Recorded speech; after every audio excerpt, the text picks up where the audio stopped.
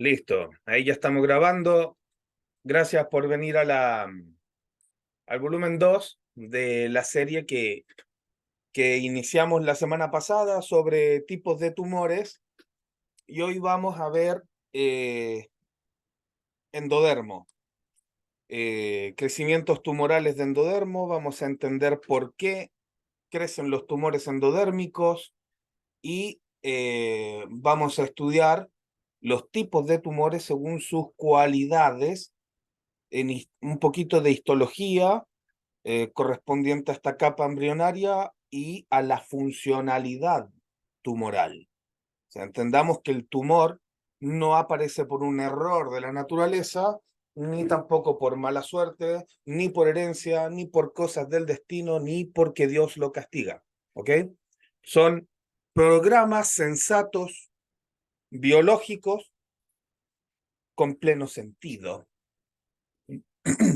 Así que eso vamos a ver hoy y voy a arrancar con compartirles este coso, que es en el que nos vamos a basar junto con otro dibujito que tengo por ahí. Esta lámina la vimos la vez anterior. Aquí ven que están la formación, ¿cierto?, del desarrollo embrionario, primario. Por ahí siempre dicen, no, es que endodermo es la primera capa o la primera etapa embrionaria, pero bueno, lo que pasa es que lo correcto es decir que es la capa más interna. Aquí la vemos, es esta de aquí, que está pintada en amarillo, ¿sí? Entonces, siempre decimos que es la capa, que es la primera capa, pero eso es un error, porque todas las capas derivan del ectodermo. El ectodermo es la primera capa en formarse, ya que es la que genera el tubo neural. Y ya en el día 17 aproximadamente ya hay diferenciación de todas las capas embrionarias, pero la primera en formarse es el ectodermo. Y de ahí derivan las siguientes hasta llegar al endodermo, que es la capa, eso sí, más interna. Y la que da origen a través de células tipo adeno, da origen a órganos vitales, a órganos fundamentales como todo el tracto digestivo y todos los considerados apéndices del tracto digestivo. ¿Cuáles son estos apéndices? Que uno dice, bueno, hay un apéndice, sí, hay una parte del intestino que es un apéndice, pero apéndice se llama todo lo que deriva del intestino. ¿Cómo se sabe que derivan de ahí? Por su composición histológica. Es decir, el intestino se compone, la submucosa intestinal se compone en su totalidad de células tipo adeno que derivan, ¿cierto?, de un epitelio llamado epitelio cilíndrico. Hay varios tipos de epitelio, pero el que prima en todo el intestino es el epitelio cilíndrico o también llamado epitelio intestinal. Entonces, este epitelio, a medida que se desarrolla el embrión, aquí voy a poner un dibujo, que es este. Este es el anillo arcaico, ¿sí? Esta es la forma inicial, en donde ya está todas las capas embriológicas diferenciadas y están comenzando a formar lo que va a ser un adulto, ¿cierto? Un ser humano. Desde aquí ya hablamos de que tenemos a un ser humano en desarrollo y todo lo que aquí aparece internamente tiene una línea amarilla. Todo esto es la migración del epitelio cilíndrico a través del anillo arcaico, que después ocurre la laceración del anillo arcaico y da origen, ¿cierto?, al ser humano segmentado que todos conocemos. Pero fíjense aquí, antes todo estaba en una sola cavidad que tenía un sentido de derecha a izquierda. Por eso decimos arcaicamente, hacia la derecha asimilábamos el alimento y hacia la izquierda excretábamos el alimento. Todo por la misma cavidad. Entonces, todos los epitelios, todos los tipos celulares, todos los tipos de tejido tienen una migración a través de este anillo en primera instancia y después quedan dispersos ordenadamente cuando ocurre la laceración arcaica. Por esa razón es que en el epitelio oral, la parte ectodérmica, por ejemplo, del epitelio oral, que antes estaba toda aquí en esta misma cavidad, ¿cierto? Es exactamente igual al epitelio del recto ectodérmico. O sea, si hago un frotis de tu boca y veo las células epiteliales, son idénticas a las que hay en el recto. Esto es porque todo esto estaba junto, pertenecía a la misma cavidad. Entonces, derivan del endodermo todo el epitelio, perdón, todo el tracto digestivo y sus apéndices. ¿Cuáles son estos? El hígado, el páncreas, los túbulos colectores del riñón, la submucosa de las vías urinarias, el cuerpo del trígono vesical, que también es endodérmico, la próstata, la submucosa uterina, endometrio, casi la totalidad de las glándulas, como la tiroides, el timo, las glándulas salivales, glándulas parótidas, glándulas lacrimales, el revestimiento submucoso de la trompa de Eustaquio en el oído medio,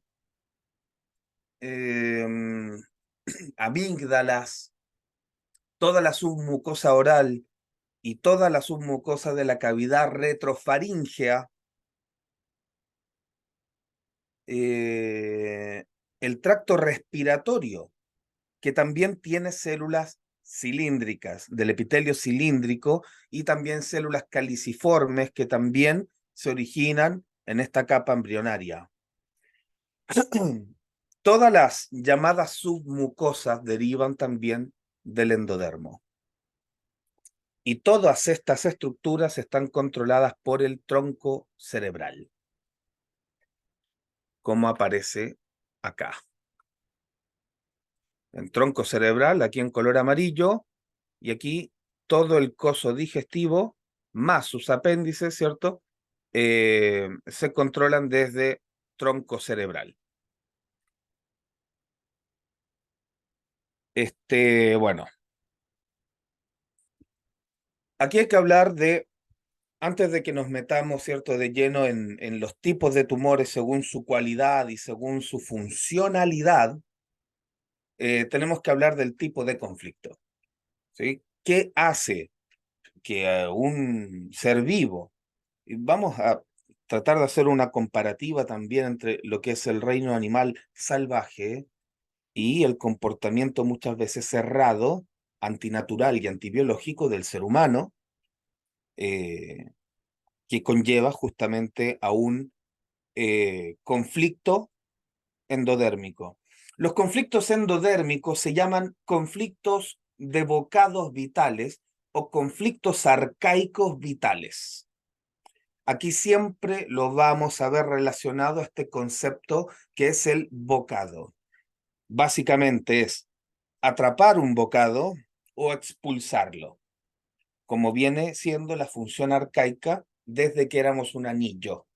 Desde ahí que tomamos en cuenta el tipo de conflicto al que estamos sujetos, ¿cierto? Para hablar justamente de lo que es un bocado. ¿Queremos digerirlo, queremos asimilarlo, atraparlo, o bien queremos expulsarlo?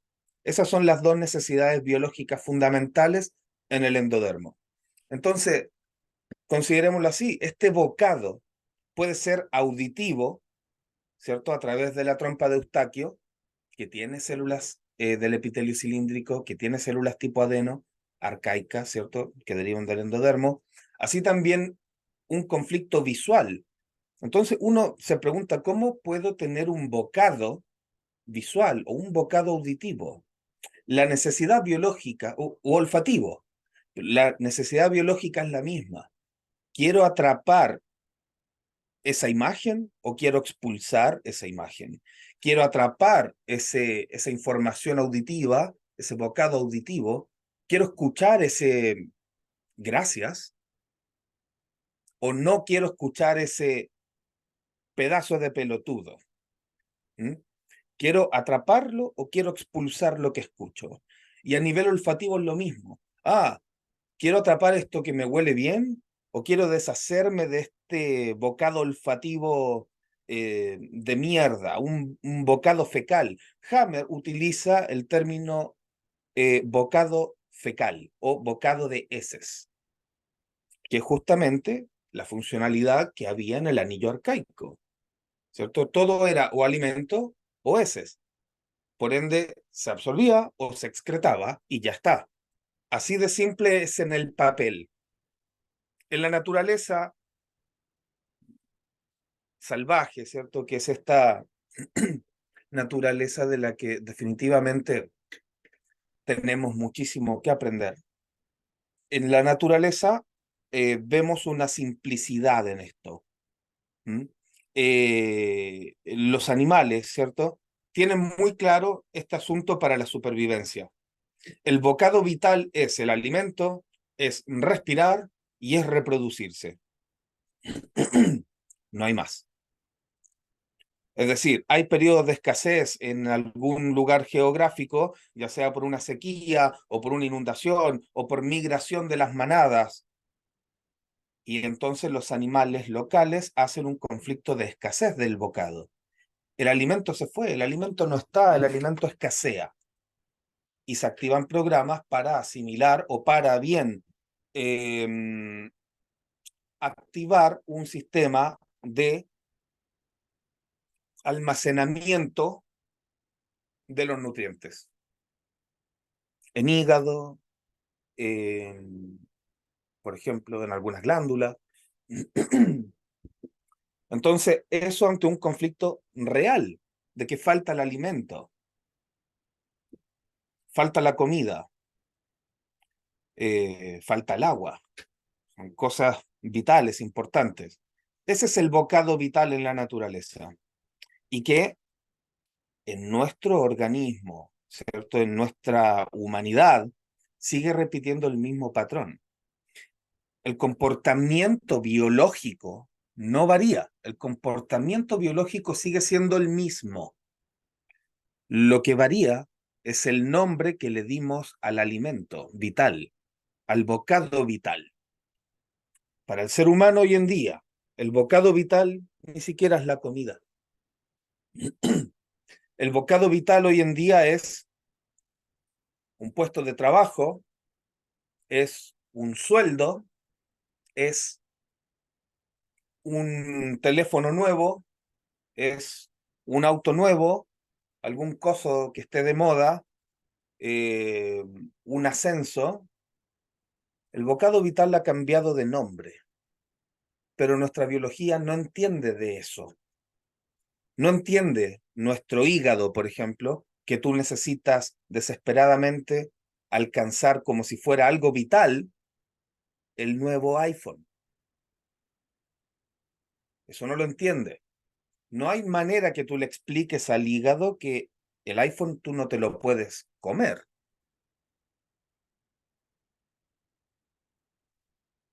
Tampoco hay una forma fácil de explicárselo al cerebro. El cerebro, el cerebro es un órgano que recibe instrucciones sensoriales, instrucciones motoras, instrucciones de todo tipo e interpreta.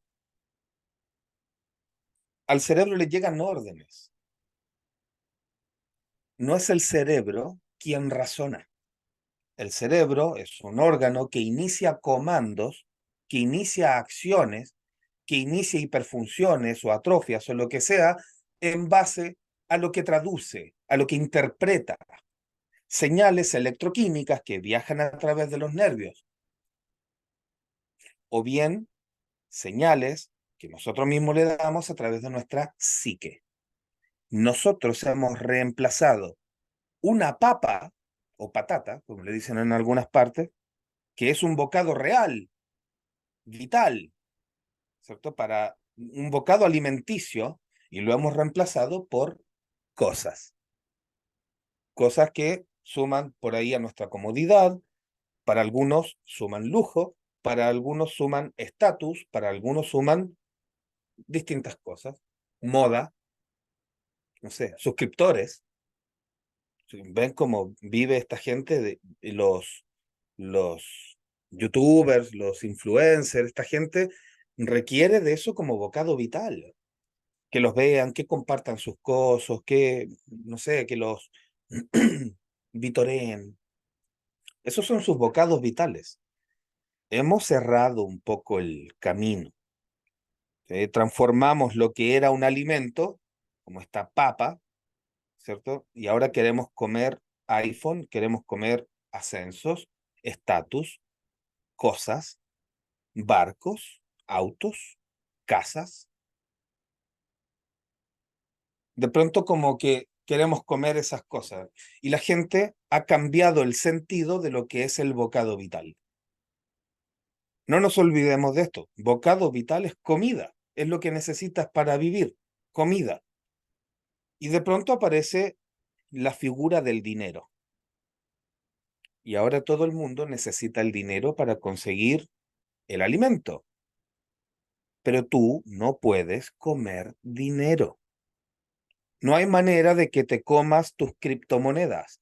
No hay manera de que te comas tus inversiones, tus acciones. No se pueden comer números en la cuenta bancaria, ni puedes comerte tus tarjetas de crédito, ni las monedas, ni los billetes que tienes en el bolsillo. Eso no se come, tú no puedes comer eso. Has equivocado el foco. No puedes comer un sueldo. Entiendo que el dinero es fundamental en muchas cosas. Entiendo que el dinero es lo que es, pero tenemos que verlo justamente así, como lo que es, un medio, un enlace, un puente entre lo que es realmente vital y lo que no lo es.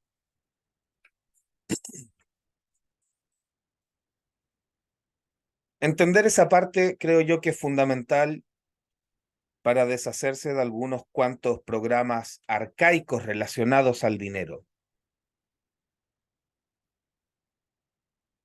porque hoy en día ponemos las cosas como bocado vital, como súper importante, vital para nuestra existencia, eh, y en el sentido más arcaico no lo es así,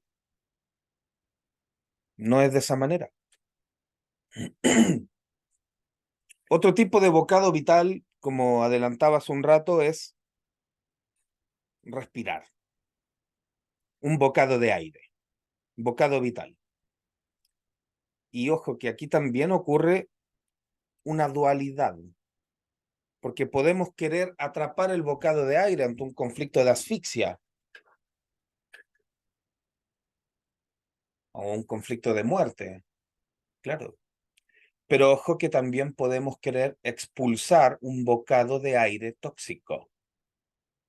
He visto un crecimiento de esto. Al principio, Hammer menciona que son conflictos de querer el bocado vital, querer el aire, querer el oxígeno. Pero después, en las tablas de los pares craneales, aclara que esto puede ser perfectamente a la inversa, es decir, expulsar un bocado de aire. Y claro, ¿cuándo? Cuando respiras un aire contaminado, cuando hay toxicidad, cuando hay humo, y ahí haces el conflicto a la inversa, ¿cierto? Un conflicto de expulsión. ¿Por qué? Porque no todos los tipos de tumores en pulmón son planos. No todos son absorbentes para maximizar la función de absorción de oxígeno. Algunos son secretores. ¿Qué quiere decir un tumor secretón, un tumor secretor en el pulmón? Bueno, expulsar en vez de asimilar. Y este patrón se da en todo el endodermo. Antes estábamos acostumbrados a verlo en el papel solamente.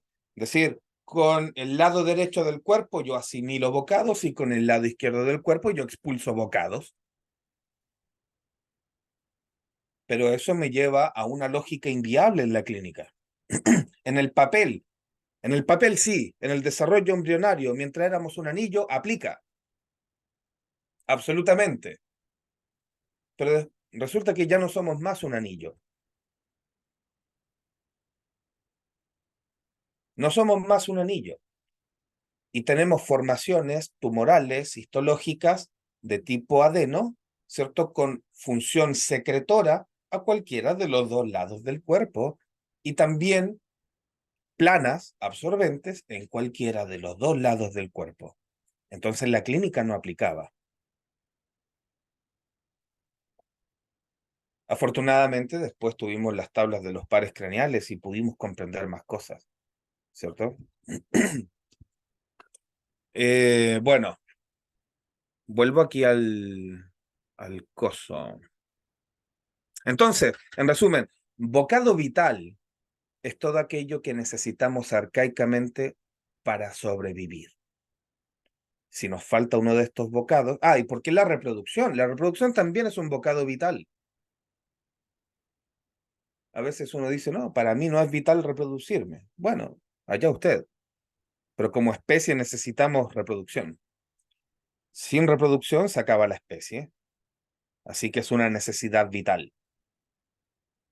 De clan, de especie. Por ahí no necesariamente personal. Pero claro que sí, vital para la especie. Para cada especie. Voy a volver aquí al coso.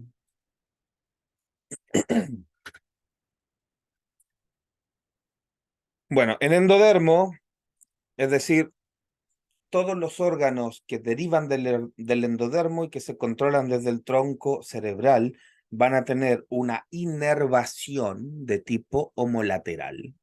Esto quiere decir que el tronco izquierdo inerva en el cuerpo todas las estructuras endodérmicas que pertenecen al lado izquierdo, a la hemiparte izquierda. Y la hemiparte derecha del tronco cerebral va a inervar todos los órganos endodérmicos del lado derecho del cuerpo. Eso aplica. Y en el papel, como les digo, la hemiparte derecha se encargaría de la absorción, de atrapar, de asimilar, mientras la parte izquierda de excretar o expulsar el bocado. En el papel, en lo arcaico, en el anillo. Después de eso, aplican otras cosas. Este es un esquema que muestra el tronco cerebral. Estamos viendo a la izquierda un corte sagital, al medio uno axial y a la derecha uno coronal. El tronco cerebral es esta porción que está justo aquí, en donde se han superpuesto los relés que describe Hammer eh, para las diferentes estructuras del cuerpo.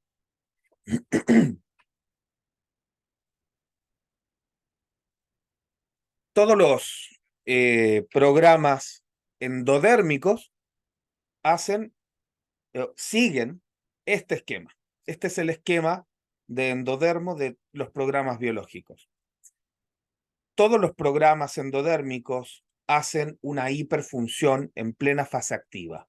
Es decir, hemos sido impactados por un DHS, ese DHS nos pone en etapa activa de conflicto y comienza una hiperfunción de la estructura eh, involucrada.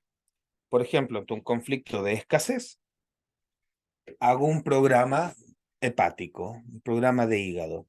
¿Por qué? Un programa de recursos vitales, el alimento. Las pocas veces que en la naturaleza se puede ver un crecimiento del hígado o un adenocarcinoma hepático o hígado graso o alguna, perdón, o cualquier tipo de hiperfunción hepática,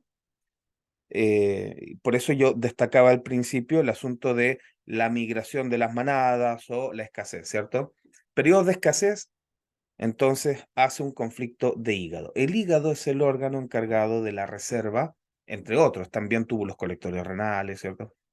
Pero el hígado juega un papel importante en la reserva de nutrientes y en la composición, ¿cierto?, de que estos sean grasa a raíz de distintos procesos metabólicos. También el metabolismo de la glucosa, ¿cierto? Etcétera. Carbohidratos, entre otras cosas. Glándulas suprarrenales también se involucran en este proceso, igual que los túbulos colectores del riñón. Entonces, ante una situación de escasez del recurso vital, se activan estos programas. Y empieza a haber un crecimiento, una hiperfunción. Insisto, todos los programas endodérmicos en fase activa hacen hiperfunción. No necesariamente hacen proliferación celular. Eso no ocurre en todos los casos. Un agrandamiento del tejido no implica siempre una proliferación celular, es decir, una división mitótica de células. Pero sí, a veces, es como que la célula, digámoslo así vulgarmente, es como que la célula aumenta su tamaño, como si se hinchara. Entonces el órgano va a crecer. ¿Mm? Sin necesidad de un cáncer, ¿sí? Entre comillas, sin necesidad de un tumor. Si la necesidad persiste, es muy intensa, es muy larga, no da abasto ese primer crecimiento, entonces vamos a tener formaciones histológicas de tipo adeno, que es así, se llaman tumores, adenocarcinomas. ¿Sí? Pero esto va a pasar, como les digo, por distintos estadios antes de ser un tumor propiamente tal. Entonces, fase activa, lo principal aquí es que hay un aumento en el tamaño del tejido, hay una hiperfunción en todos los casos endodérmicos y también puede haber una proliferación de tipo celular. ¿Qué tipo celular? Adeno.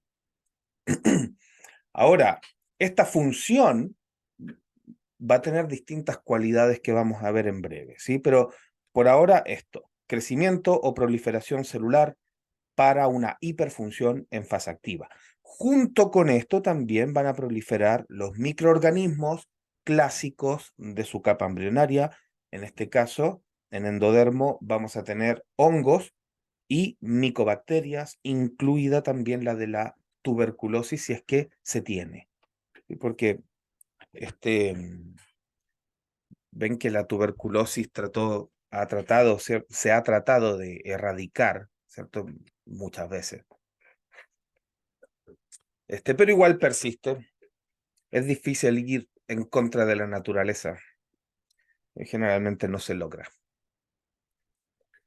Bueno, cuando se llega a una fase resolutiva, es decir, he alcanzado ese bocado vital, ¿cierto? Que me era escaso, he alcanzado ese puesto del trabajo, he alcanzado el ascenso, he logrado atrapar ese bocado de tener el auto soñado, el auto nuevo, la casa nueva, el iPhone nuevo, qué sé yo, lo que consideres que era vital para ti, entonces solucionas el conflicto. Y esa hiperfunción que hubo en la fase activa va a caer drásticamente y va a entrar en una hipofunción. Ese tumor que había crecido en fase activa ahora va a ser caseificado, va a entrar en un proceso de necrosis caseosa o en un proceso de adenolisis por micosis. Es decir, los microorganismos literalmente se van a comer esa formación tumoral que hiciste en fase activa. Mientras esto ocurre, caída drástica de la función, aparición de un edema reparativo. Ese edema contiene, en primera instancia, en la PCLA, contiene todo el desecho metabólico también bacteriano, ¿cierto? De los microorganismos que están descomponiendo, que se están comiendo literalmente esa formación tumoral. Y esto va acompañado con sintomatología. Es aquí en donde uno empieza a tener molestias y acude al médico a que te hagan exámenes, ciertos estudios. Es en esta fase. Y comienzan en endodermo una temperatura que es característica. La temperatura en endodermo aumenta levemente. Hay una fiebre que no es muy perceptible. que ronda los 37,5 grados aproximadamente. No tiende a subir más que eso. Entonces es una fiebre bueno, sientes básicamente como si estuvieses en un día caluroso. Cuando más se siente esto es cuando llega la noche, tu cuerpo entra en vagotonía, ¿no? Se va la luz, ¿cierto? Cambia el ciclo circadiano y entras en vagotonía. Cuando entras en vagotonía, entonces el sistema nervioso parasimpático toma el control del organismo, te hace dormir, te hace descansar, te hace estar cansado, ¿cierto? Para que puedas dormir. Y ahí es donde activa generalmente este agente termorregulador que es la fiebre, para atenuar los microorganismos una vez que ya han hecho su trabajo. Porque los microorganismos que actúan en el ectodermo, perdón, en el endodermo, son muy poco termoresistentes. Basta un pequeño aumento, un ligero aumento en la temperatura para que se atenúen o mueran. Sin embargo, son tremendamente ácido resistentes. Viven en el tracto intestinal la mayoría. Entonces, son ácido resistentes, pero muy, muy poco tolerantes a la temperatura. Por eso es que la temperatura en los programas endodérmicos es baja. No supera, yo no he visto que supere los 37,5 grados. ¿Mm? Hay algunos esquemas por ahí, ¿cierto? Que no son de Hammer, que ponen como estrictamente en endodermo la temperatura va a ser de 37,2 y después de ahí hasta tanto va a ser de mesodermo, pero no aplica, no aplica. Además, la media de temperatura, ¿cierto? Es algo estadístico, no es algo individual. ¿Mm? Igual que otros valores como la presión arterial, como la cantidad incluso de glóbulos rojos en sangre, todo eso varía. O sea, no vamos a tener la misma temperatura, la misma tensión arterial y los mismos glóbulos rojos en sangre si yo vivo a 2000 metros de altura y tú al nivel del mar. Entonces, cuando hablamos de temperaturas y de todos estos factores, son estadísticos en promedio, ¿sí? A la media. No, hay que evaluar cada caso. Por ahí un caribeño ni se entera que tiene fiebre cuando tiene 37,5, que está acostumbrado a una temperatura corporal alta. Y por ahí no se entera, no sabe. Dice, tengo una sudoración, pero claro, es normal. En el Caribe, no sé, ¿cuál será la media de temperatura? Ponte que sea 30 grados con una humedad del 70%. O sea, vas a pasar empapado en sudor, no te enteras. Bueno, si no vives en la línea ecuatorial, sí te vas a enterar. Te vas a enterar de noche, cuando te despiertes en la noche y veas que tu ropa está mojada, que tu almohada está mojada, que tus sábanas están húmedas. Ahí te vas a enterar. Te vas a despertar con una suerte de escalofrío breve y vas a decir, uy, estoy todo mojado, parece que hizo calor. Y te vas a cambiar la ropa y ya está. También vas a ir más al baño a orinar. Y esa orina va a tener unas características anormales para ti. Es decir, va a haber una coloración más oscura y un olor más fuerte. En algunos casos, y según el programa, vas a ver incluso algo de sedimento. ¿Mm? Tiende a ocurrir. ¿Por qué está ocurriendo esto? Bueno, porque hay un edema reparativo que empezó paulatinamente a drenar a través de la sangre al riñón y del riñón el filtrado, ¿cierto? Termina en la excreción de este edema. Y como viene con residuos metabólicos, ¿cierto? De un proceso gaseoso, entonces naturalmente, si analizamos esa orina, vamos a ver un conteo importante de algunos microorganismos y de tejido epitelial, por ejemplo, ¿m? Entre otras células. Y bueno, que todo eso viene de este desecho metabólico. Esa es la clínica típica de los programas endodérmicos. Em, Luego viene la epicrisis, que es en donde se drena este edema por completo, en el mejor de los casos, por supuesto, no siempre va a ser así. Si se involucran otros programas, no va a ser posible, como por ejemplo el programa de túbulos colectores renales. Si está activado el programa de túbulos colectores, no vas a drenar el edema hasta que soluciones TCR. Em, pero bueno, si esto sale idealmente, entonces va a haber una bajada importante en la temperatura.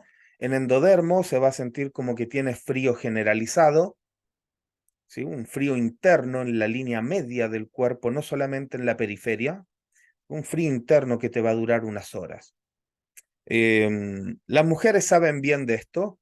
Cada vez que tienen su menstruación, están en pleno ciclo menstrual, muchas de ellas acusan que sienten un frío interno, un frío inexplicable. Quieren estar tapadas, tienen las manos frías y además un frío medio. Bueno, justamente porque el cuerpo femenino en el periodo menstrual se comporta igual que una epicrisis. Exactamente igual. El parto también es una epicrisis. O sea, lo podemos ver como una epicrisis. Bueno, en lo conflictual ocurren los mismos síntomas, bajada en la temperatura y una subida en la tensión arterial que aumenta la presión intracraneal y con eso se drena el edema, tanto en el tronco cerebral como en el órgano que está involucrado. Ahí es donde pueden abundar diarreas, vómitos, en algunos casos mucha orina y puede haber también sudoración fría. Pero todo esto está en pro, ¿cierto?, de el drenaje edematoso. Algunos autores, no Hammer, ¿cierto? Otros autores en su investigación dicen que esto dura un máximo de 4 horas. Pero yo he visto que dura un día o incluso que puede durar más. También, obviamente, cada caso es individual y depende de si hay otros programas en curso, etcétera, etcétera, que casi siempre es así. Yo nunca, y les confieso, nunca he visto a alguien cursar un solo programa a la vez. Es totalmente utópico. O sea, miras el cerebro y ves que hay un montón de programas en curso. Solo que uno hace clínica más fuerte que otros. Algunos no los percibimos. A veces hacemos programas de minutos, horas, un día. Entonces, pero siempre estamos en esa. No salimos de eso. Estamos programados para. ¿Mm? Luego viene la fase restitutiva, en donde empieza muy lentamente a regularizarse las funciones del órgano o de la estructura o de la glándula que estaba comprometida. ¿Mm?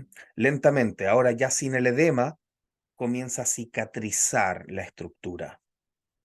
Si hubo muchas recaídas, entonces va a ocurrir un fenómeno llamado micoadenolisis, en donde estos hongos, ¿cierto?, producto de tanta recaída, hicieron un trabajo también sobre esas recaídas. Por lo tanto, puede quedar una pérdida de tejido, que va a ser mayor o menor según la intensidad, el tiempo y el número de recaídas. Pero por lo general, lo que hacen los microorganismos es comerse la totalidad del tumor. A veces queda un vestigio y ese vestigio queda ahí como una reserva. Con el tiempo, lo que sucede es que termina calcificándose. Muchas veces, cuando veo una radiografía, veo una resonancia magnética, veo cualquier tipo de estudio o incluso ultrasonido, ecografías, se pueden ver calcificaciones en distintos órganos arcaicos que derivan del endodermo o que derivan del mesodermo antiguo. ¿Mm? Y esto no es otra cosa que el vestigio antiguo que quedó, ¿cierto?, de todo este proceso. Y normalmente es algo absolutamente inofensivo. Algo que está calcificado ya está, no puede crecer. Es la etapa final de su programa, ¿sí? Que probablemente ocurrió hace muchos años. Y uno lo nota luego después en un estudio de imágenes y claro, desde la academia, no sé por qué ahora últimamente, se preocupan de las calcificaciones. Nunca fue importante antes, pero ahora sí, hay que vender muchas quimios. ¿Mm? Hay que vender cirugías, hay que vender radioterapia, hay que vender tratamientos invasivos, mutilaciones. Eso hay que vender. Nunca antes fue importante porque nunca antes ha habido un problema de salud por tener una calcificación del tamaño de un frijol en una mama. No afecta la funcionalidad, no, ni nada parecido. Nunca fue importante. Algo calcificado, ahí queda. No puede proliferar. ¿Cómo va a proliferar? No hay forma. Entonces, la vía lógica es que si se cuenta con los microorganismos caseifiquen el tumor por completo. A veces un poco más o a veces incluso un poco menos. Y eso que queda como residuo termina endureciéndose, calcificándose, atrofiándose y en algunos casos queda encapsulado como una reserva. Cuando se encapsulan, ahí se habla de los fibromas. Ah, tengo un fibroma. Ah, fue un proceso, ¿cierto? ¿Qué puede ser un fibroma? Lo que antes en fase activa fue un pólipo, o lo que antes en fase activa fue un adenoma, o lo que antes en fase activa fue un tumor tipo adeno, un adenocarcinoma. Si no estaban todos los microorganismos, entonces terminan encapsulándose y se llama fibroma. Si te lo pillan recién hecho, se llama fibroadenoma y te lo quieren operar y radiar y otras cosas. Pero cuando ya es fibroma, es el mismo proceso, solo que pasó más tiempo y terminó endureciéndose y aislándose del resto del tejido. Y ya está, y nunca fue grave. Bueno, así se comporta el endodermo y vamos a ver ahora las cualidades que tienen estos tipos de tumores. Hasta ahora, chicos, ¿hay alguna pregunta o pescado? ¿Algo? Muy interesante todo, ¿eh? Muchísimas gracias. A ti, señorita Miela, gracias por estar. Este, hace falta, pienso yo, hablar de estas cosas. Eh, de, desde el conflicto hasta la formación tumoral, me parece necesario. Este, bueno, preguntas sobre lo que vamos hasta ahora, sobre qué es un bocado vital, sobre alguna situación o avanzamos. Parece estar todo súper claro. Eh, bueno, mm,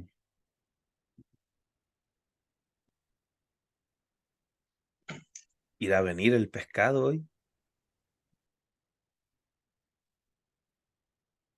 Ya. Bueno, echemos un vistazo a lo que son las cualidades. Antiguamente, años atrás, ¿cierto? Cuando hablábamos de las cualidades, ¿cierto? Del endodermo, hablábamos de 4 cualidades únicamente, ¿cierto? Cuando solo teníamos las tablas de los programas biológicos. Pero después, con las tablas de los pares craneales y además apoyando esto, soportando esto sobre uf, miles de archivos en clínica, ¿cierto? Entonces, hemos podido constatar que hay 6 cualidades endodérmicas. No todas aplican, ¿sí? No todas en todos los casos. Generalmente cuando uno conflictúa por un programa de bocado, ¿cierto? Porque quiere alcanzar o quiere expulsar un bocado, va a aplicar una, dos, tres, pueden aplicar varias, como puede aplicar una, ¿vale? Aquí vamos a ver cuáles son estas cualidades en el endodermo. La primera, cualidad sensorial. Dentro de la gama de células tipo adeno, ¿cierto? Que se dispersan por todo el, el cosodermo, ¿cierto? Van a haber células especializadas, ¿cierto? Hay células especializadas en la cualidad sensorial. ¿Qué es esto? La cualidad sensorial eh, trabaja en el análisis químico del bocado. Es decir, genera un test, ¿sí? Una prueba, ¿cierto? Del bocado. Ya sea un bocado alimenticio como un bocado fecal, ¿sí? Entonces, esta célula hace un análisis de la composición química. Ahí aplica desde sabores, ¿cierto? Hasta el contenido graso, proteico, contenido de azúcares, etcétera, etcétera. Entonces, por ejemplo, cuando tú comes algo, tu boca tiene células sensoriales que derivan del endodermo. Por eso sientes los sabores. Estas células captan, ¿cierto?, la composición química y informan, ¿cierto?, a través de el nervio, la rama sensorial del nervio que está inervando esa parte, llega al cerebro esa información y el cerebro automáticamente entonces tiene una función al respecto. ¿Qué va a ser? Ah, bueno, lo trago entonces. O, lo escupo. ¿Mm? Va a depender de esa cualidad, perdón, va a depender de ese análisis químico. Y ese análisis químico es la cualidad sensorial que existe en el endodermo. La segunda cualidad es la cualidad secretora. Significa que el bocado es descompuesto para ayudar a que se digiera, ¿cierto? Por la secreción del jugo digestivo. Ahora, no solo el jugo digestivo, no solamente es estómago, ¿cierto? La secreción empieza en la misma boca, a través de la saliva, que también es el primer agente que comienza a metabolizar en parte y a degradar en parte algunos elementos de los alimentos. Y además tiene este rol fundamental de insalivar el bocado para que pueda tragarse sin problema o bien escupirse sin problema. Ven como en cada coso tenemos una dualidad porque se mantiene esa característica fundamental del anillo arcaico. Entonces, esa cualidad secretora, por ejemplo, de jugo digestivo, por ejemplo, de saliva, por ejemplo, de baba, por ejemplo, de lágrimas, por ejemplo, de este, todo el coso. ¿Mm? Entonces, en el caso de un DHS, ¿cierto? Que tenga que ver con esta cualidad secretora, ahí es donde encontramos los llamados tumores adeno de tipo secretor, que crecen especialmente en forma de coliflor. Eso es cuando tenemos una neoplasia, ¿cierto? Y crecen en forma de coliflor y son de cualidad secretora. Si te comes un pedazo, si te comes una piedra, claramente no la vas a poder digerir. Vas a necesitar que el estómago genere más ácidos estomacales y para eso requiere de que su submucosa, que está compuesta de células tipo adeno, active su cualidad secretora para generar un tumor más o menos importante, porque en la curva mayor del estómago un tumor crece del porte de un pomelo tranquilamente. ¿Saben qué es un pomelo? En otros países se llama Toronja. toronja. Claro. Bueno, entonces pueden crecer así de grandes, en forma de coliflor. Bueno, siempre se le dice en forma de coliflor, uno los ve y parecen un brócoli, pero se llama en forma de coliflor. Ahora, insisto, esto también tiene estadios, pueden ser simples pólipos. Los pólipos son esféricos y tienen la misma cualidad secretora. O sea, sí, tengo pólipos intestinales, tengo pólipos estomacales, sí, es porque usted está necesitando desesperadamente degradar un bocado indigesto. Y para eso necesita de la cualidad secretora. Si se come una piedra, va a ser una cualidad secretora, un tumor secretor. Su organismo le está ayudando a tratar de digerir lo que usted no pudo digerir. Y eso aplica para un alimento, como aplica para una situación simbólica relacionada a un alimento. Y vas caminando por la calle y resulta que viste, no sé, que tienes una pareja de amigos, ¿cierto? Viste que tu mejor amigo está engañando a su novia. Te lo encontraste y, te lo tragaste y no lo puedes digerir.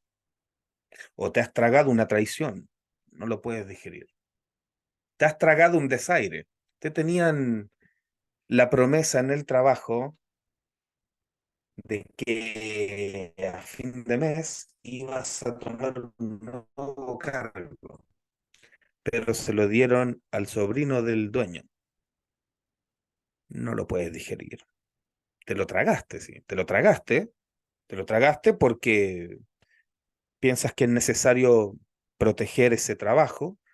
Te lo tragaste porque piensas que es necesario mantenerte ahí, a ver si alguna vez sobra un espacio. Tragaste porque le tienes miedo a hacer lo propio, a hacer lo tuyo y sigues ahí, tal vez.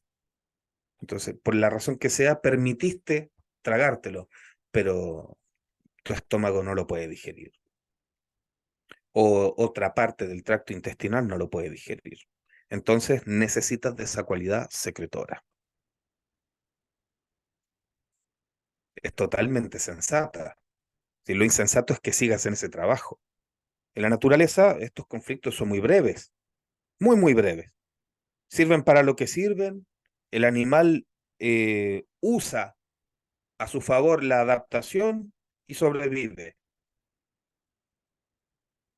El ser humano es el único que se queda ahí pegado y comienza a quejarse de los programas que tiene, pero no hace absolutamente nada por cambiarlo.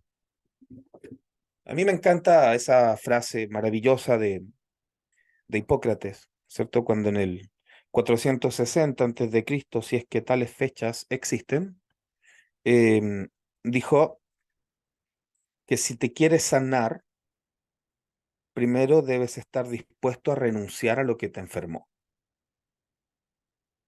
El tipo ya lo tenía claro. Pero la gente no está dispuesta porque está cagada de miedo, que no confía en sus capacidades, porque está llena de conflictos autodevaluantes, porque está llena de constelaciones y sigue a la masa los bocados vitales. Los lleva al plano social, los lleva al plano religioso, al plano de las creencias, de lo políticamente correctito, en vez de hacer lo que hay que hacer. Y es que si necesitas vomitarle a tu jefe todo lo que te molesta, debes hacerlo. Si no, lo vas a seguir teniendo en la garganta, en el esófago, en el estómago, en las tripas. Y va a ser cuando llegues a casa, ¿cierto? Cuando ya no tengas al jefe encima tuyo, te vas a relajar y vas a tener los síntomas. Y lo va a sufrir tu esposa, lo va a sufrir tus hijos, lo va a sufrir tu entorno. Cuando lo único que debería enterarse es tu jefe. En este caso hipotético, igual puede ser cualquier otro depredador que tengas cerca. Entonces, bueno, haces estos conflictos y necesitas con urgencia una cualidad secretora que te ayude, ¿cierto?, eh, a digerir esto, ¿cierto? A que te lo puedas tragar o para que lo puedas pasar al intestino. O tal vez, y aquí tenemos que ver esta situación. No todo lo secretor, ¿cierto?, es para expulsar. ¿Cierto? Aquí estamos hablando de asimilación por secreción. Esta secreción me va a ayudar a que yo degrade este alimento o este bocado indigesto y finalmente con esa degradación yo lo podría recién asimilar. Pero una formación secretora también puede tener, de hecho en el papel era para eso, ¿cierto? Es para expulsar. O sea, me estoy atorando y necesito expulsar algo, pero no puedo porque está muy seco. Por lo tanto, necesito una cualidad secretora que me ayude a insalivar de mejor manera, ¿cierto? Y así poder lubricar el trayecto en el cual voy a escupirlo. La cualidad secretora también la podemos encontrar en la última parte del tracto digestivo, ¿cierto? Sobre todo en el colon sigmoide, donde normalmente se hacen pólipos secretores, ¿cierto? Porque necesitas expulsar ese pedazo de mierda que tienes, esa traición por la espalda, eso que no viste venir. ¿Mm? Entonces, entendamos todas las cualidades como duales. ¿Mm? Todas las cualidades, porque ¿qué es lo dual? La necesidad biológica. Eso es totalmente dual, es totalmente subjetivo. Yo puedo necesitar insalivar rápidamente algo, tanto para tragarlo como para expulsarlo. Entonces, no pensemos tan linealmente. No pensemos que la cualidad secretora es solamente para expulsar, porque también me puede ayudar a tragar. Así que no caigamos en ese error que antes había, ¿cierto? Tenemos que crecer de eso. La tercera cualidad es la cualidad motora. Eh, Esto se refiere a la peristalsis cuando hablamos del endodermo, ¿sí? La peristalsis.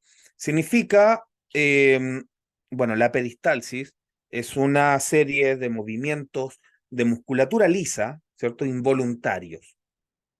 Cuando tú tragas, ¿cierto? Ya desde esa deglución primaria está activándose la peristalsis, que son movimientos, en este caso del esófago, ¿cierto? Que van haciendo un pulso para que el alimento pueda fluir a través de el intestino, a través de todo el tracto intestinal, ¿cierto? Entonces se encarga del desplazamiento del bocado. Y en endodermo tenemos esa cualidad, ¿cierto? Desplazamiento del bocado. ¿Qué pasa cuando, porque esto funciona normal? Hasta ahora, todas las cualidades que hemos visto tienen su funcionamiento normal. No necesariamente necesitan un conflicto para hacer esto. Esta es su función. La cualidad sensorial te dice si lo que te estás comiendo está bien o está mal para ti. La cualidad secretora insaliva, ¿cierto? Para que puedas escupirlo o para que puedas tragarlo. Es su función normal. Cuando hablamos de conflictos, hablamos de hiperfunciones. Un aumento en la función importante para ayudarte en ese mismo momento a lidiar con la situación, según tu necesidad biológica, ¿vale? Y con respecto a la peristalsis, la cualidad motora es igual.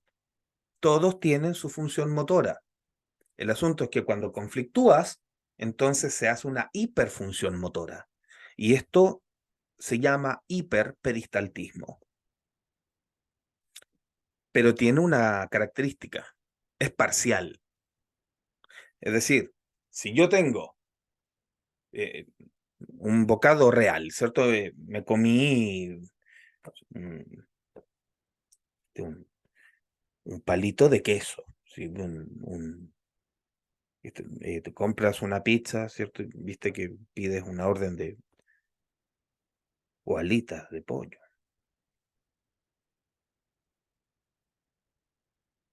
Claro. Una alita de pollo picante, ¿m? Deliciosa. Y resulta que te queda atrapada en el esófago, ¿cierto? Entonces vas a usar todas las cualidades. Primero, la sensorial, te diste cuenta que era delicioso y lo comiste. Luego, la cualidad secretora, que te está ayudando a insalivarlo para tragarlo, pero quedó atrapado, entonces necesitas más moco para que pueda deslizarse. Pero por ahí no va a ser suficiente. Necesitas la cualidad motora, una hiperperistalsis en el lugar en donde está bloqueado el tracto digestivo para que se suelte directamente, para poder transportarlo. Entonces lo que va a ocurrir es que va a haber una hiperperistalsis local hasta que puedas soltar la comida, ¿cierto? Que está ahí atorada. Ahora, esa hiperperistalsis puede ser para expulsarla, como vómito, como puede ser para tragarla finalmente. Y nuevamente volvemos a la dualidad de la necesidad del momento. O sea, una peristalsis de esófago no siempre es vómito, también es para tragar, ¿sí? Va a depender de cómo tú percibes esa situación. ¿Qué es necesario para sobrevivir? En realidad, lo necesario para sobrevivir es que esa alita deliciosa de pollo picante salga de tu esófago y llegue o a la boca o al estómago. Eso. Entonces, ¿podemos juzgar en realidad si esto es para expulsar o para asimilar? No, lo que necesitamos es que se mueva, que se desplace, que no esté ahí, que no genere la obstrucción. Yo cuando digo estas cosas que me gano las puteadas, ¿cierto? De mis colegas, ¿cierto? Porque, bueno, entonces, peristaltismo, hiperperistaltismo, ¿cierto? Local. En ese lugar va a haber un aumento. Y en consecuencia, en el resto del tracto digestivo va a haber una caída parcial de la función. Digamos como que esto se compensa. Toda la función peristáltica o gran parte de la función peristáltica se va a centrar en darle desplazamiento a ese bocado que está obstruyendo, mientras el resto del intestino cae parcialmente en la función. De eso se trata. Cuando hay un largo conflicto de este tipo, entonces va a haber dolor, movimiento, cólico intestinal en determinada área, ahí donde se necesita la hiperperistalsis. Sin embargo, en otra área del intestino va a haber el llamado hilio paralítico, ¿cierto? Que es una suerte de parálisis parecida, ¿cierto? Nunca es una parálisis total, pero va a haber una disminución tan importante de la peristalsis que en ese lugar del intestino va a haber una acumulación del bolo alimenticio y va a haber un problema de desplazamiento ahí. Eso puede generar complicaciones, incluso una torsión intestinal que es complicada, que puede generar también el llamado infarto intestinal. Eso hay que operarlo. No hay otra cosa. Tienes que ir de urgencia y te tienen que operar. Bueno, así más o menos funciona y cuando resuelves el conflicto, entonces ocurre a la inversa. Comienza a agitarse el resto del tracto digestivo y empieza a haber una leve parálisis del área local en donde antes hubo una hiperfunción. Finalmente todo se resuelve con una tremenda diarrea por cólicos intestinales, o sea, por un movimiento exagerado de la musculatura lisa involuntaria. Ahí básicamente dejas todo en el baño, ¿cierto? Es maravilloso sacarse ese peso de encima, ese bocado indigesto, ya cuando lo soluciona. Y luego viene la cuarta cualidad, que es la cualidad absorbente. Significa que los nutrientes del intestino se absorben, ¿cierto? Y pasan a la sangre y al sistema linfático, etcétera, etcétera. Y la absorción de agua, ¿cierto? O de aire, ojo, que también necesita una cualidad absorbente en los alveolos pulmonares, ¿sí? En donde ocurre el intercambio gaseoso, ¿sí? Ahí es donde ocurre.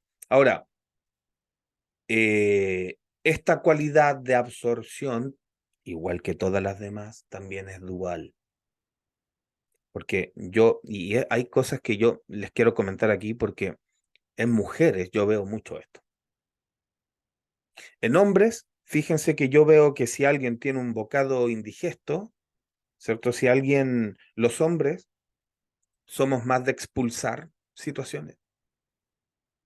Tenemos eso, bueno, no todos, algunos somos más explosivos que otros y más impulsivos tal vez, pero hay otros que o por norma general, diría yo, nuestras hormonas, ¿cierto? principalmente la testosterona, nos impulsa a ser más explosivos. Por lo tanto, ante una situación que no nos gusta, vamos y la encaramos. Y la encaramos de manera rápida, no necesariamente eficaz, ¿vale? Pero sí de manera rápida. Nos tenemos que tragar algo, la pensamos. A ver, ¿me lo trago o no? No, no lo trago, te voy a putear, o te voy a gritar, o te voy a poner una piña, o voy a dar mi opinión en esta reunión en donde están diciendo que algo que nos va a perjudicar, entonces yo voy a dar mi opinión, voy a alzar la voz, voy a golpear un poco la mesa.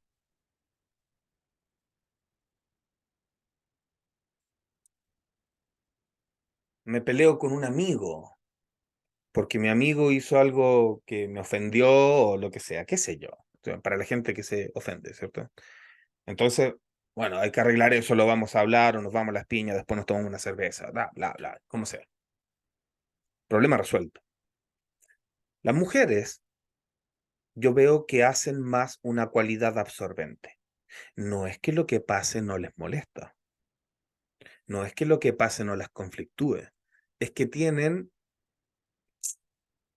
por regla semi general, esa situación de, bueno, hay que asumirlo, hay que aceptarlo. Con el tiempo se va a normalizar, con el tiempo lo voy a asumir. Esto que me tocó tragarme, lo voy a masticar y con el tiempo va a estar bien. Lo veo muy seguido. No me gusta verlo, pero es lo que veo. Entonces, cualidad de absorción. Es un bocado que en el papel es para nutrirte, es para absorber un bocado real, ¿cierto? De comida, es para atrapar, ¿cierto? Para asimilar.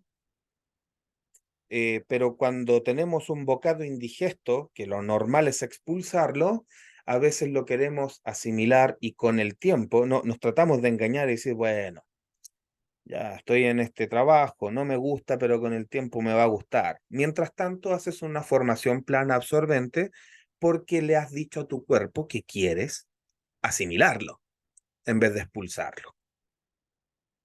Insisto, el cerebro no entiende otra cosa más que activar funciones.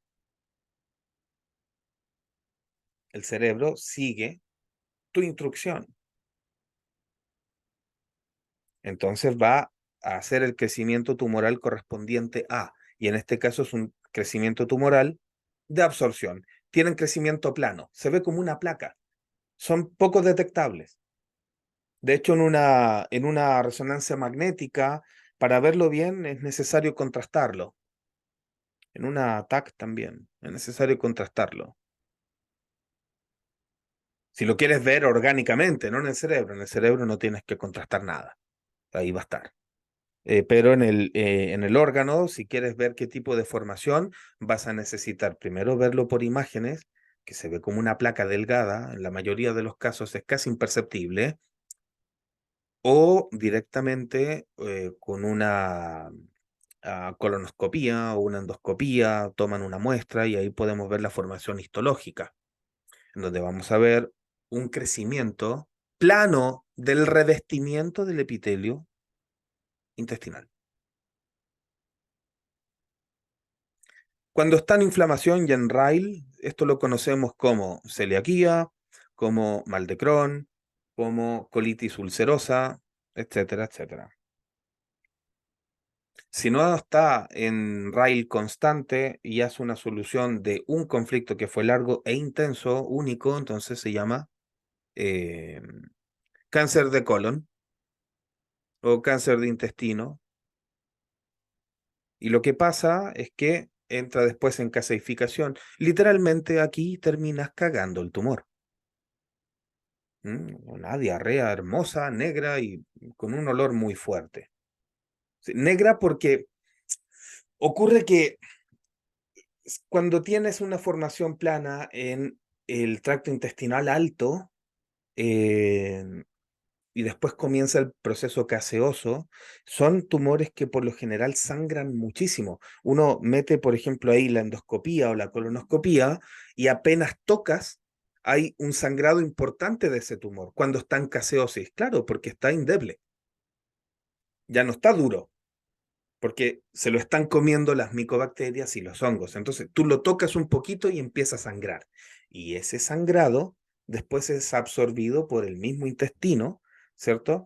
Pero va a dejar el desecho.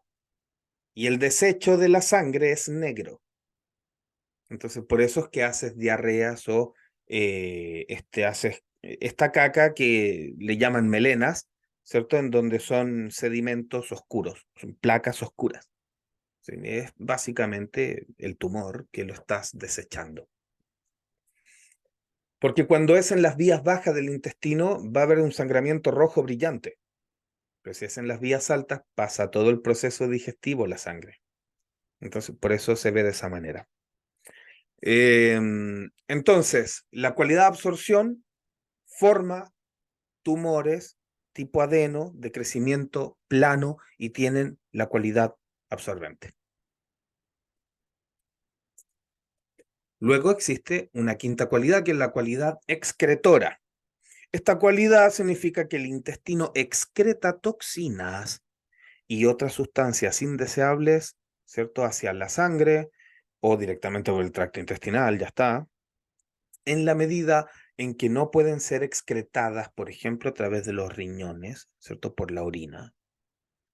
Los tres tipos de excreción son excreción renal, excreción intestinal, ¿cierto? De las heces, y también hay una excreción a nivel de las glándulas sudoríparas, ¿cierto? Que están en el corium cutáneo, la dermis corión, ¿cierto? Que es la excreción de sudor. De lo cual resulta la excreción de heces. Todo esto está resumido en excretar heces. ¿Sí? Excretar bocados fecales o residuos metabólicos de lo mismo. Eh, y hay una excreción también interna que es la biliar. Entonces, esa es la quinta cualidad endodérmica, cualidad excretora. ¿Y cómo se manifiesta? Con hiperfunciones justamente de esas cualidades. Por ejemplo, puedes hacer una función, una hiperfunción excretora en el trígono vesical, que pertenece al epitelio cilíndrico intestinal, pero que está en el tracto urinario. Necesitas excretar desechos, ¿cierto? Una de las formas es por la vejiga, ¿cierto? A través de la uretra, en realidad, pero, o sea, de las vías urinarias en general.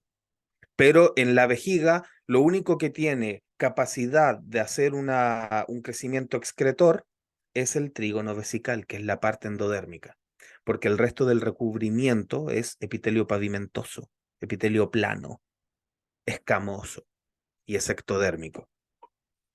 Y además, la vejiga aquí se combina, ¿cierto? Y se puede juntar con la cualidad motora. La vejiga es un órgano hueco y eh, la pared de la vejiga está formada por músculo liso. Por lo tanto, hace peristalsis. Y en la epicrisis hace una gran contracción y genera, ¿cierto? Una buena orina para poder tirar el edema. Una maravilla. Cuando todas estas cualidades o alguna de estas cualidades funcionan en conjunto, es una verdadera maravilla. Y por último, la sexta cualidad es la cualidad hormonal, la cualidad de producción de hormonas en algunos órganos especializados como la tiroides, ¿cierto? O la glándula pituitaria, em, el timo, las glándulas suprarrenales, eh, etcétera. ¿Mm? Este, mm, que derivan, ¿cierto?, de los órganos intestinales. De hecho, son parte de los órganos intestinales, se consideran apéndices, ¿cierto? Directos de el tracto digestivo, gastrointestinal.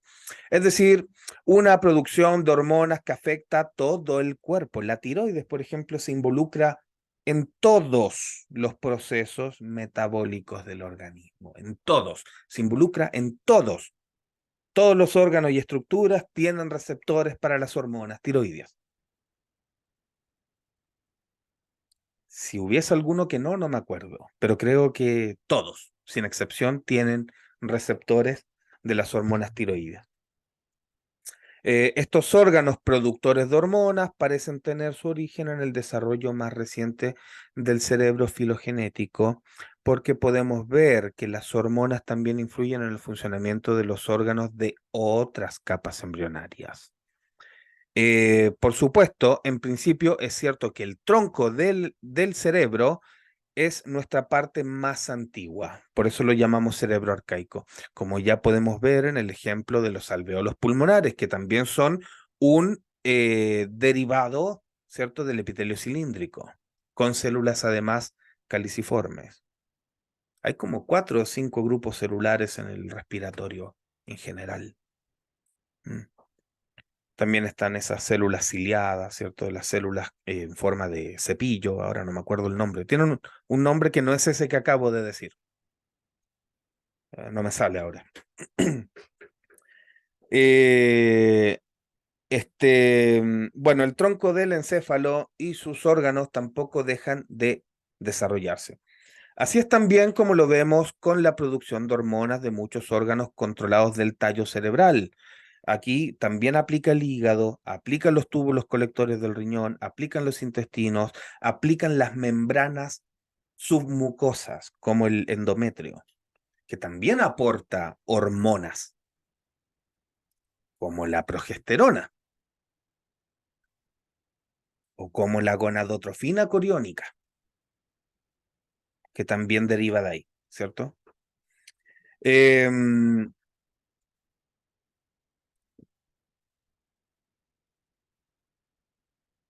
Así que, bueno, esas son las cualidades, ¿cierto? Del endodermo. Cada vez que vamos a tener, cada vez que vamos a tener una necesidad biológica, esa necesidad biológica se va a asimilar con una, dos, tres, cuatro, cinco o las 6 cualidades eh, endodérmicas según el órgano y según la estructura en la que estamos conflictuando. ¿Mm? Em, Entender las cualidades, ¿cierto?, endodérmicas ayuda a diferenciar el tipo de necesidad, por ende el tipo de formación histológica. Entonces, en resumen, endodermo hace crecimiento en fase activa o proliferación, hace eh, caída de la función en la fase PCLA, caída importante, a veces total, ¿cierto? Mientras ocurre el edema y el proceso de necrosis gaseosa, de degradación del tumor. En epicrisis hay bajada de la temperatura, subida de la tensión arterial, drenaje de los edemas, y en fase PCL, reconstrucción del tejido, a veces queda más tejido un poquito, que termina atrofiándose o calcificándose o encapsulándose con los llamados fibromas, sobre todo fibroadenomas, y, y finalmente se restituye el tejido y en condiciones óptimas vuelve a su función. Los nombres que toman estas formaciones tumorales son los llamados adenomas. O sea, todo viene de adeno, ¿cierto? Células tipo adeno. O sea, adenomas, adenocarcinomas, adenofibromas, eh, todos los omas tipo adeno, ¿vale?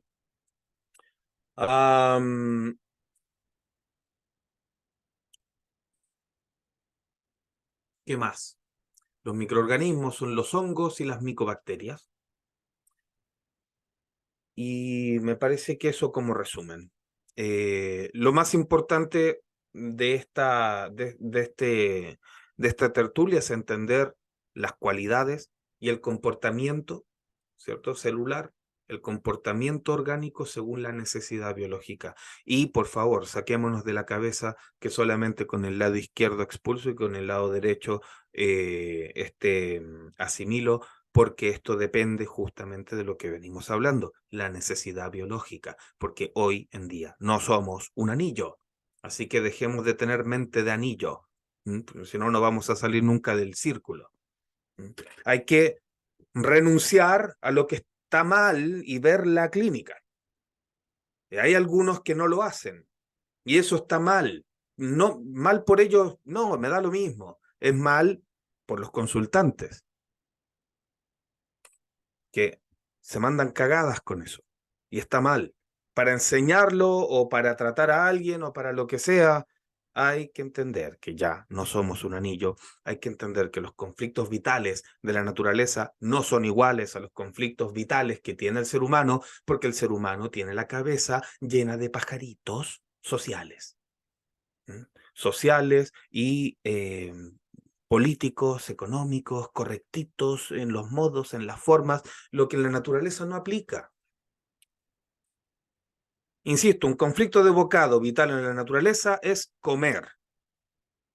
Y el humano lo lleva a niveles impensados de ser políticamente correcto, de ser, no sé, ir a repetir una cosita a la misa, o en una cena ser bien comportado y que no te atreves a decir lo que tienes que decir, y prefieres tragártelo y prefieres tratar de asimilarlo con el tiempo.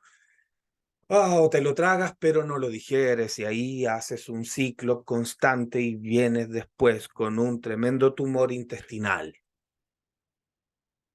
Y hay que sacártelos y ya está. Crecen demasiado y provocan una obstrucción muchas veces. Y ahí, bueno, hay que meter cuchillos. Sirve para lo que sirve. ¿Mm? Em, Bueno, si hiciste un ciclo de antibióticos, ¿cierto? Porque te dijeron, ah, sí, mire, usted tiene halitosis, vimos una formación, tiene un pólipo, ¿cierto? Entonces le vamos a meter antibióticos, le vamos a meter un montón de cosas. Bueno, si hiciste eso, mataste los microorganismos que iban a degradar el pólipo, entonces ya no tienes cómo hacerlo. Y lo único que te queda después es sacarte el pólipo vía quirúrgica. ¿Mm? Siempre me preguntan eso. Sí, es que yo lo tengo hace como 3 años, el pólipo, y desde entonces que tengo acidez, se me pone la boca blanca, tengo halitosis, me sale un coso como espuma. eh, bueno, si tiene eso, entonces tiene los microorganismos y está en raíl constante. Si no tiene eso, no tiene los microorganismos. Tiene que sacarse el pólipo.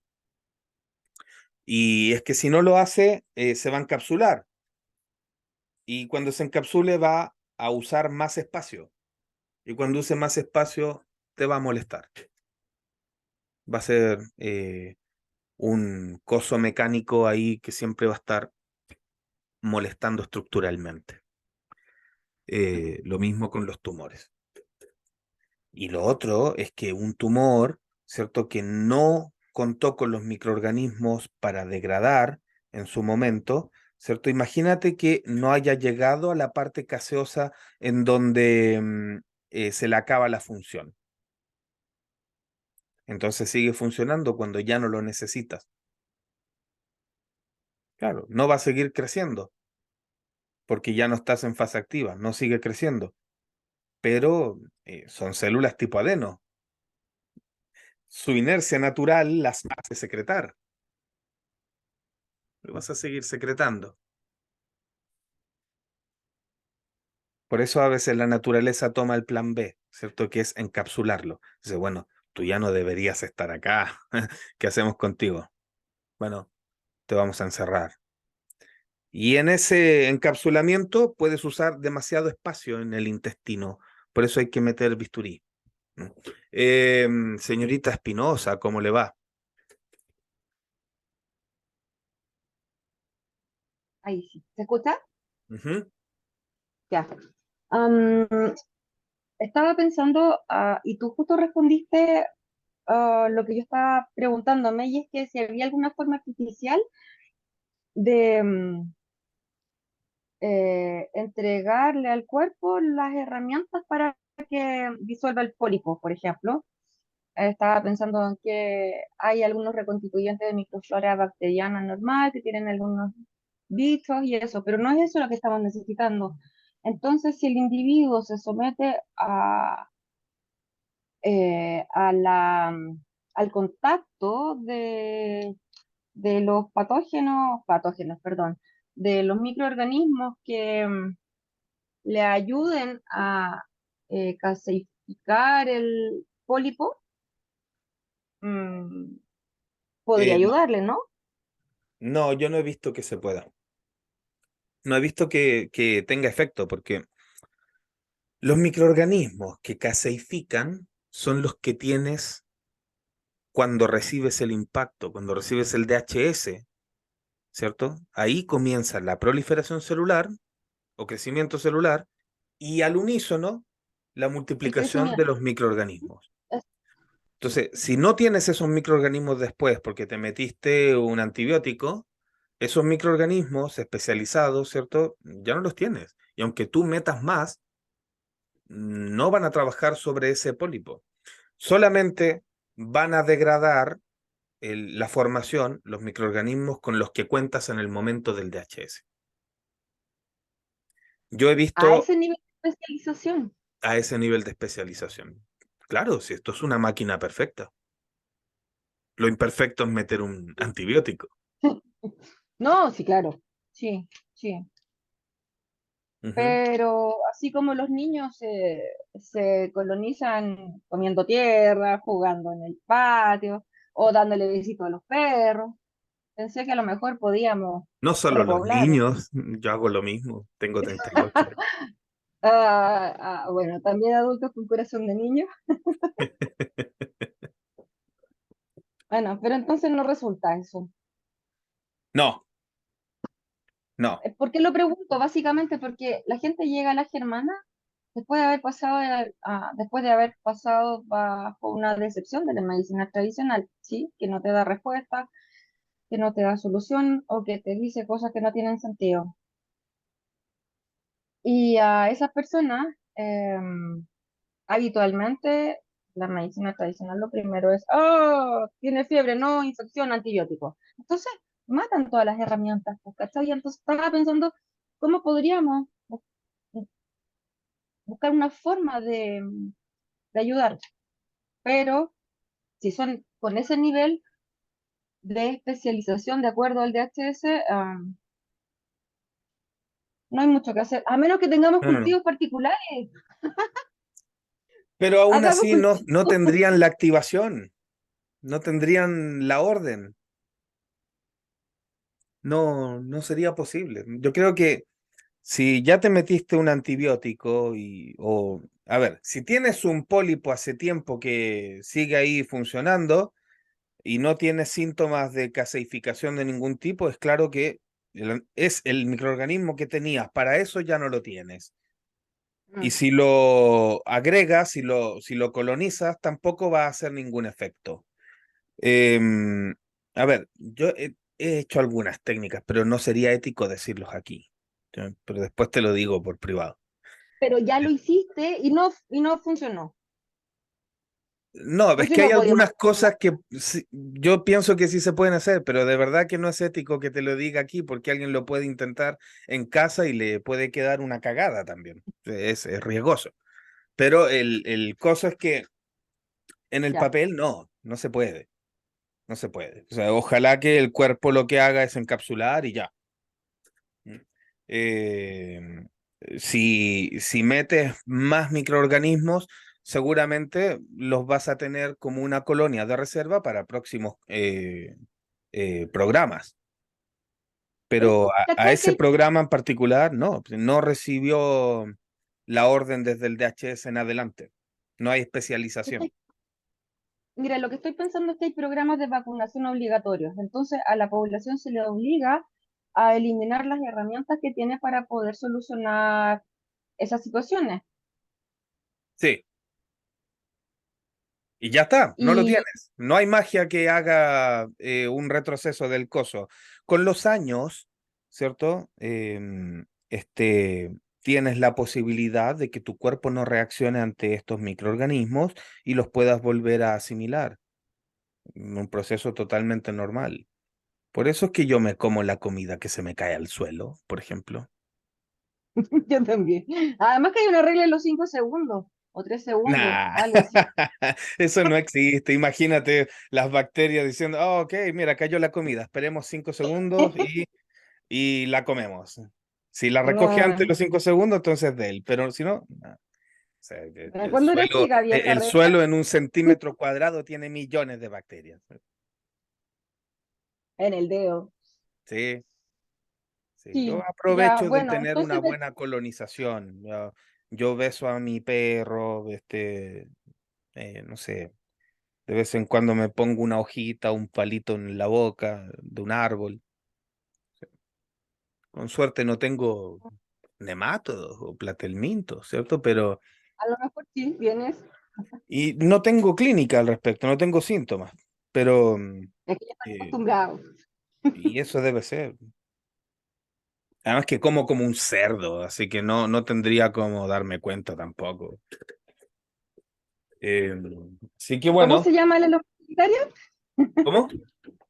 ¿Cómo se llama? ¿La tenia? No, la lombriz solitaria, Ah, ¿Saginata? la Saginata solium. Esa que Sagi- se come lo que tú consumes y que no engordas y comes como mucho, mucho No, y no no, engordas. eso es mito, no es así.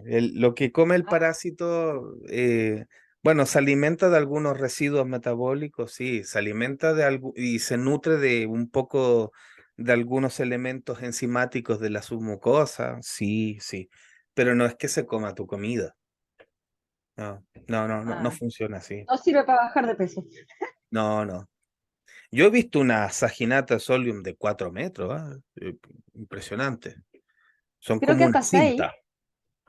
Sí, leí hay alguna parte registro 6. de unas que son enormes, sí, pero yo he visto como de 4 metros más o menos eh, la Saginata solium. Eh, está, está buena esa. Mm. A ver si un día, siempre digo lo mismo, a ver si un día hablamos de parásitos. Pero bueno, Pequeño hermano. Em, ya, bueno, si se me ocurre alguna idea como, o si tienes alguna, porfa, me puedes mandar sí, la forma alternativa de...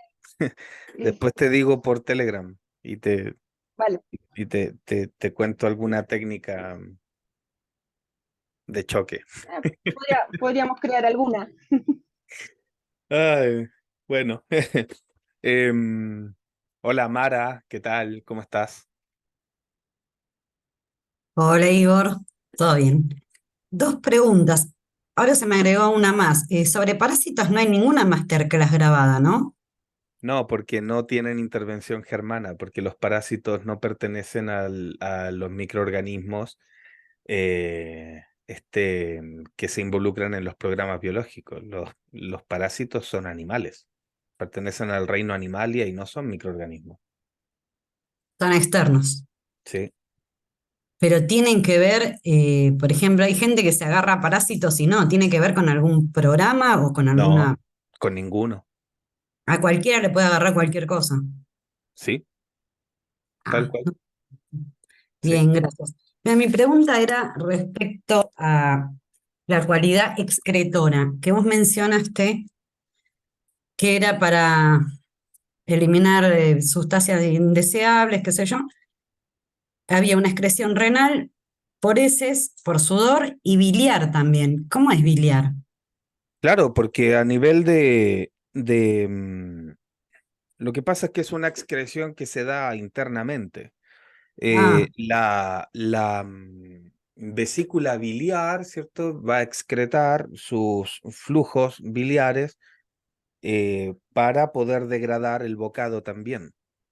Y lo degrada a nivel del duodeno, que es a donde van, ¿cierto? A través de las vías hepatobiliares y junto con los conductos pancreáticos van a va a haber desembocar en una el duodeno. me habías Y ahí es dicho. donde hacen su función excretora, ¿cierto? Que transporta de un lugar, la saca y la mete al intestino. Excelente. Ujú. Y después de los órganos que secretan hormonas, eh, habías puesto en el apunte que los intestinos y los túbulos colectores del riñón secretaban hormonas. Entendí Em, mal. no, como secretores están los órganos glandulares. Claro, La próstata, ¿cierto? Órganos como renales, sí. las suprarrenales, la glándula hipoficiaria, la tiroides, esos sí. Y hay algunos que producen más que otros también. Pero no los intestinos ni los túbulos colectores del riñón, porque No, me... no son principalmente secretores de hormonas, ¿sí? Pero ojo que son un ente importante de regulación de algunas hormonas también. Regulación, claro, Sí, claro. Sí, no de claro. En producción. el glomérulo renal, por ejemplo, hay una importante regulación de un montón de hormonas que funcionan ahí, por ejemplo, para subir la tensión arterial, para favorecer la diuresis o bien para reprimirla y todo eso, además de las hiperfunciones, funciona a nivel de señales químicas, que son hormonales. Excelente, eso, esa duda me había quedado. Bueno, muchísimas gracias. Y no va a Encantado, haber nada Mara. de parásitos.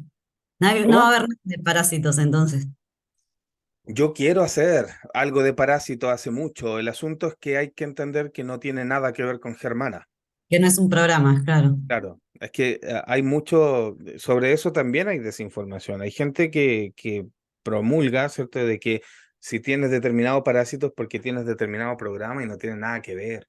Están Sí, sí, hablando. yo donde estudié, que me fui, perdón, que hice lo principio de la germánica, nos decían que era un hippie, de los que vos decís, que los piojos, por ejemplo, tenían un sentido biológico de cuidado y que por eso había gente que le agarraba piojos y otros que no. Porque los que necesitaban más cuidados tenían piojos y los que no, no. Y ahora me estoy enterando de que no, porque en varias ocasiones lo mencionaste. Por eso decía, quizás tenga alguna relación con algún programa, no. No, ni de lejos. No. Pero hay gente que conviviendo unos se contagian y otros no. Eso es cierto, pero tiene otras Otra causas, causa, claro. como los mosquitos, que te había... Feromonas, feromonas, pH, Ah, medio no. ácido versus medio básico. Hay animales hematófagos que prefieren los medios alcalinos y otros que prefieren los medios ácidos. Entonces, claro, No a tiene mí, que ver con programas. claro, Perfecto. claro. También tiene que ver, hasta la alimentación tiene que ver en la regulación del pH. Claro. Entonces, claro, pero no, Buenísimo. programas, no, eso, no, no. Caí en el hipismo. Muchas gracias, Igor. Encantado, Mara. Bueno, listo. Vámonos entonces. Nos vemos la próxima tertulia para el volumen 3. Muchísimas La- gracias. Encantado, señorita Müller. Am, Nos vemos entonces. No sé si va a ser la próxima semana o en 2 semanas más esta vez. Cuando nos reunamos de nuevo, vamos a hablar de el mesodermo antiguo, de las formaciones tumorales mesodérmicas antiguas de la dermis corión y también de algunos cosos glandulares, ¿cierto? Y bueno, así que nos vemos la próxima vez. Cerebelos, la próxima tertulia, próximo volumen. Cuídense mucho. Gracias por Gra- venir. Gracias, Igor. Gracias. No hubo pescado esta vez, ¿ah? Listo. No. No, Chao, chao. chao, nos vemos. Chau, chau. Chao, chao.